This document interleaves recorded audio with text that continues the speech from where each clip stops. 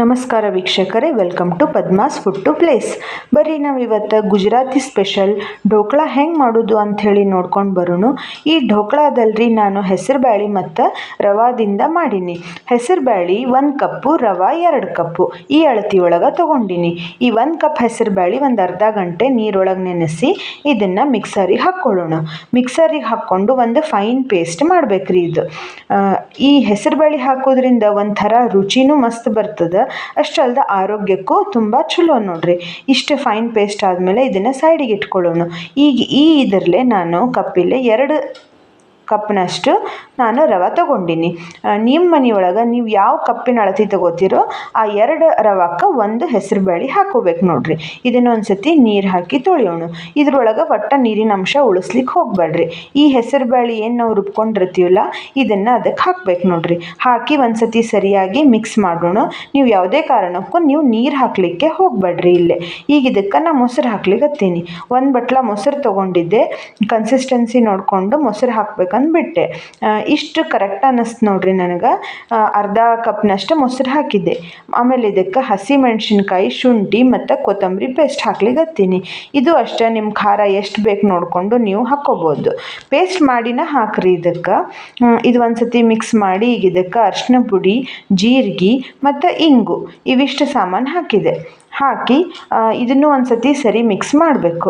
ಅರ್ಶಿಣ ಪುಡಿ ಹಾಕಲೇಬೇಕ್ರಿ, ಅಂದ್ರೆ ಕಲರ್ ಮಸ್ತ್ ಬರ್ತದೆ. ಈ ಢೋಕ್ಳಾ ನೋಡ್ರಿ ಭಾರಿ ಅಂದ್ರೆ ಭಾರಿ ಹೆಲ್ದಿನೂ ಆಗಿರ್ತದೆ. ಹಂಗೆ ಇದು ಎಣ್ಣೆ ಇರ್ಲಾರ್ದಕ್ಕೆ ಭಾಳ ರುಚಿನೂ ಆಗ್ತದೆ. ಇದಕ್ಕೆ ಒಂಚೂರು ನಾನು ಎಣ್ಣೆನೂ ಹಾಕಿದೆ ಮತ್ತು ಕೊತ್ತಂಬರಿ ಮತ್ತು ಉಪ್ಪು ಇದಿಷ್ಟು ಹಾಕಿದೆ. ನಾವು ಎಣ್ಣೆ ಹಾಕೋದ್ರಿಂದ ಢೋಕ್ಳಾ ಒಳಗೆ ಫುಲ್ ಸ್ಪಾಂಜಿಯಾಗಿ ಬರ್ತವೆ. ಅದಕ್ಕೆ 1 ಸ್ಪೂನಷ್ಟು ಎಣ್ಣೆ ಹಾಕ್ರಿ.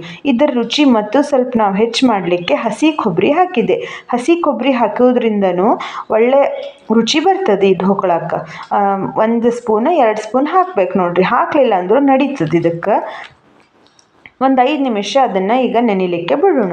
ಈಗ ಕುಕ್ಕರಿಗೆ ನೀರು ಹಾಕಿ ಕಾಯ್ಲಿಕ್ಕೆ ಇಡೋಣ್ರಿ. ಸಣ್ಣ ಉರಿ ಒಳಗೆ ಇಡೋಣಂತ.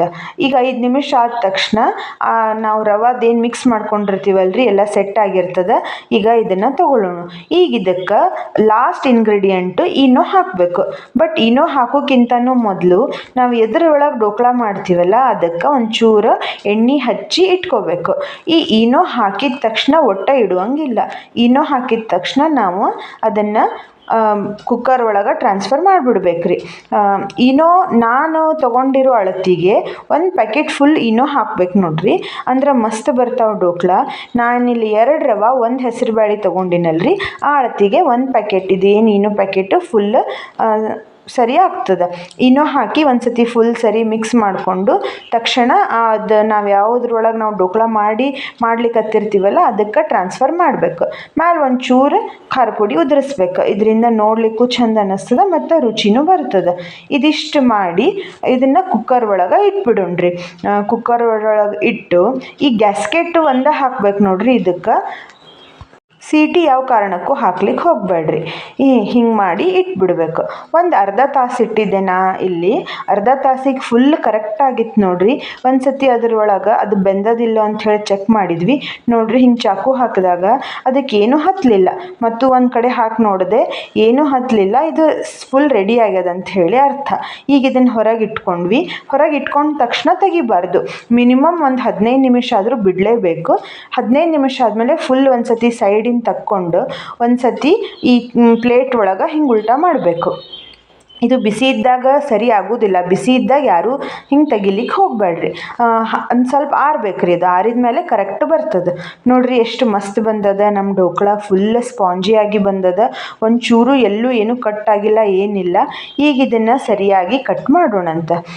ಇವನ್ನ ನೋಡ್ರಿ ಸ್ವಲ್ಪ ದೊಡ್ಡನ ಇಟ್ರೇನ ಚಲೋ ಇದು ಢೋಕ್ಳಾ.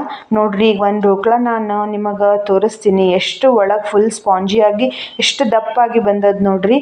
ಭಾರಿ ಅಂದ್ರೆ ಭಾರಿ ರುಚಿಯಾಗಿ ಇದು ಹೆಸರು ಬೇಳೆ ಆರೋಗ್ಯಕ್ಕೂ ಒಳ್ಳೇದಲ್ಲ.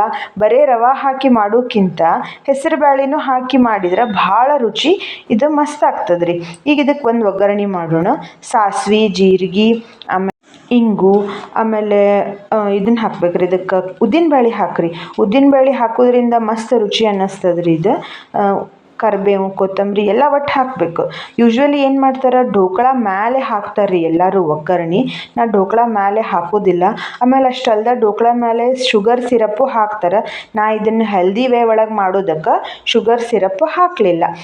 ಈಗ ಇದಕ್ಕೆ ಒಗ್ಗರಣೆ ಒಳಗೆ ಢೋಕಳ ಹಾಕಿ ಒಂದು ಸತಿ ರೋಸ್ಟ್ ಮಾಡ್ತೀನಿ ರೀ. ಅದೊಂಥರ ಬ್ಯಾರೆನ ರುಚಿ ಅನ್ನಿಸ್ತದೆ ನೋಡ್ರಿ. ನೀವು ಒಂದು ಸತಿ ಹಿಂಗೆ ಮಾಡಿ ನೋಡ್ರಿ. ಮ್ಯಾಲಿಂದ ಒಂದು ಸ್ವಲ್ಪ ಕೊತ್ತಂಬರಿ ಸೊಪ್ಪು ಹಾಕಿದೆ. ಈಗ ಒಂದು ಸತಿ ಹಿಂಗೆ ಗಲ್ಲಿಸ್ಬೇಕಂತಾರೆ ನಮ್ಮ ಕಡೆ, ಗಲಿಸ್ಬೇಕು ನೋಡ್ರಿ.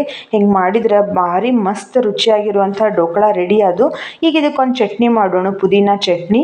ಸ್ವಲ್ಪ ಪುದೀನ ಪುಟಾಣಿ ಆಮೇಲೆ ಕೊತ್ತಂಬರಿ ಸೊಪ್ಪು, ಇದು ಎಷ್ಟು ಕೊತ್ತಂಬರಿ ಸೊಪ್ಪು ಮತ್ತು ಪುದೀನ ಹೆಚ್ಚು ಹಾಕಿದಷ್ಟು ಚಲೋ ನೋಡ್ರಿ. ಆಮೇಲೆ ಇದಕ್ಕೊಂಚೂರು ಮೊಸರು ಹಾಕಬೇಕು.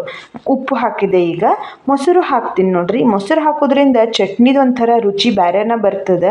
ಅದ್ರದ್ದು ಒಂದು ಸ್ವಲ್ಪ ಹುಳಿ ಅಂಶ ಎಲ್ಲ ಭಾರಿ ಮಸ್ತ್ ಆಗ್ತದೆ ಚಟ್ನಿ. ಈಗ ನೋಡ್ರಿ ಮಸ್ತ್ ರೆಡಿ ಆಯ್ತು ನಮ್ಮ ಢೋಕಳ ಚಟ್ನಿ ರೆಡಿ ಆಯ್ತು. ಗುಜರಾತ್ ಒಳಗಂತೂ ಎಂಥ ಮಸ್ತ್ ಸಿಗ್ತದೆ ರೀ ಇದು ಢೋಕಳ. ಭಾರಿ ರುಚಿ ಇರ್ತದೆ. ಚಟ್ನಿನೂ ಹಂಗೆ ರೀ, ಭಾರಿ ಮಸ್ತ್ ಕೊಡ್ತಾರೆ. ಆಯಿತು ವೀಕ್ಷಕರೇ, ನೋಡಿದ್ರಲ್ಲ ಢೋಕಳ ಹೆಂಗೆ ಬಂದಾವ ಅಂಥೇಳಿ. ನೀವು ಒಂದು ಸತಿ ಈ ಕನ್ಸಿಸ್ಟೆನ್ಸಿ ಒಳಗೆ ಮಾಡಿ ನೋಡ್ರಿ. ಹೆಂಗಾದು ಅಂಥೇಳಿ ನಮಗೆ ಕಮೆಂಟ್ ಮಾಡಿ ತಿಳಿಸ್ರಿ. ನಮಸ್ಕಾರ ವೀಕ್ಷಕರೇ.